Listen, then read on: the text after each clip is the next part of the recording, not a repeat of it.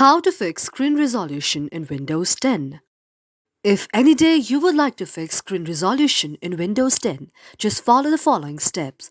First of all, you have to go to the search icon on the down. After that, you have to search Device Manager there. After you search Device Manager, you will see an interface like this. Now go to the option of Open. After going to the option of Open, your Device Manager will be launched. After that, you will see an interface like this. Now you have to go to the option of Display Adapters. After that, you will see the adapter that is in your device. And after that, you have to right click on it. Now you have to go to the option of Update the driver.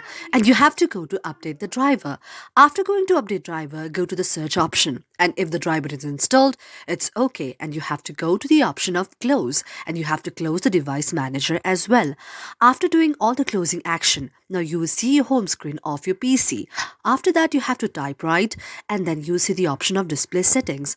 After that, you have to tap on Display Settings. After you tap on Display Settings, you will see an interface like this. Now you have to scroll down until you find the option of Display Resolution, and then you have to go to the option of Display Resolution.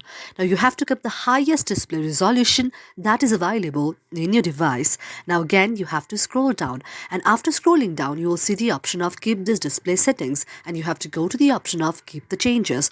After you do all of these steps, you will again have to go to the another option, that is Advanced Display Settings.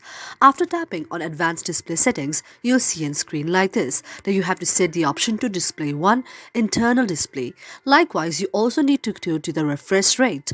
After you go to the option of refresh rate, you have to keep the refresh rate to 60 Hz, and this way now you have to go back. After going back, you will see an interface like this again. Now you have to check whether all of these are right or not, and this way your very problem will be solved. Thank you for watching our video, and if you liked our video, do not forget to subscribe our channel.